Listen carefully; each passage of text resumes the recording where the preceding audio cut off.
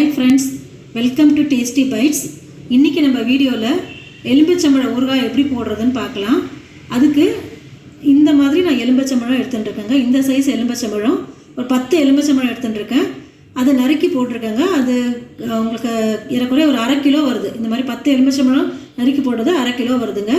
இதுக்கு நான் ஒரு 70 to 80 கிராம் வரைக்கும் டேபிள் சால்ட் தான் எடுத்துட்டு இருக்கேன். கொஞ்சம் மஞ்சள் பொடி இவ்வளோதாங்க. ஃபஸ்ட்டு இந்த டேபிள் சால்ட்டை நல்லா இப்படி மாதிரி போட்டு மஞ்சள் பொடியும் போட்டு நல்லா மிக்ஸ் பண்ணி விட்டுடலாம்.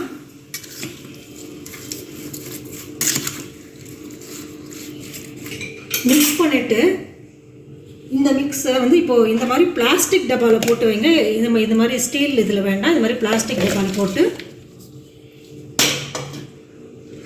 ஒரு 5 to 6 நாளைக்கு வெளியிலே வைங்க. இதை வெயில் இருந்தால் வெயிலில் வைக்கலாம், இல்லை வெளியில் வச்சாலே பரவாயில்ல, ஒன்றும் ஆகாது. டெய்லி இந்த மாதிரி கிளறி விட்டுக்கோங்க.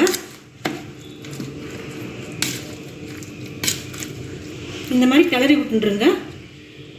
இது மாதிரி வெளியிலே வச்சுருங்க.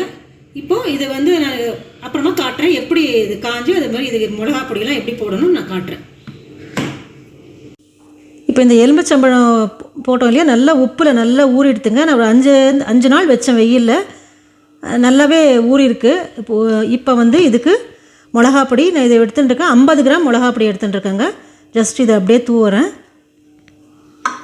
கொஞ்சம் வெந்தயப்பொடி கொஞ்சோண்டு போகிறோம், நல்லா வறுத்த வெந்தயப்பொடி. ஒரு 2 ஸ்பூன் இந்த மாதிரி சின்ன ஸ்பூனால் பெருங்காயம் போட்டுருக்கேன். இப்போது எண்ணெய் வந்து நல்லெண்ணெய் தான் எடுத்துட்டுருக்கேன்.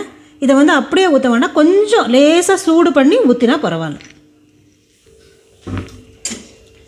இப்போ இந்த மாதிரி ஒரு தடுக்கா பண்ணி எடுத்துட்டு இந்த 50 mlங்க எண்ணெய் வந்து 50 ml ஊற்றிருக்கேன்.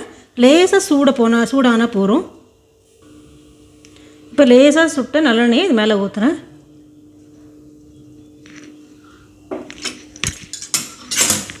ஜஸ்ட்டு ஒரு மிக்ஸ் பண்ணுங்கள்.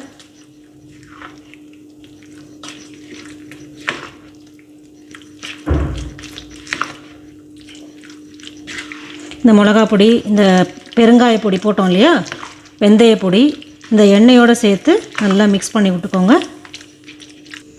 இப்போ இந்த மிளகா பொடியெல்லாம் நல்லா மிக்ஸ் பண்ணிட்டேங்க. இது வந்து ஒரு 4 நாள் இப்படியே வெளியிலேயே வச்சுருங்க. நல்லா இந்த மிளகா பொடி அந்த இதெல்லாம் எல்லாம் சேர்ந்து ஊறட்டும். ஊறினதுக்கப்புறம் நீங்கள் யூஸ் பண்ணிக்கலாம்.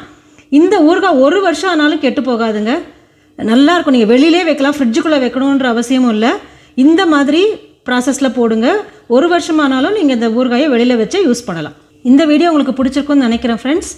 பார்த்துட்டு உங்கள் கமெண்ட்ஸை போஸ்ட் பண்ணுங்கள். இது வரைக்கும் நம்ம சேனலை சப்ஸ்கிரைப் பண்ணாதவங்க சப்ஸ்கிரைப் பண்ணிக்கோங்க. பக்கத்தில் இருக்கிற பெல் ஐக்கானையும் ப்ரெஸ் பண்ணிக்கோங்க. அப்போ தான் நான் அடுத்தடுத்து போடுற வீடியோஸ் உங்களை ரீச் ஆகும். Thank you friends.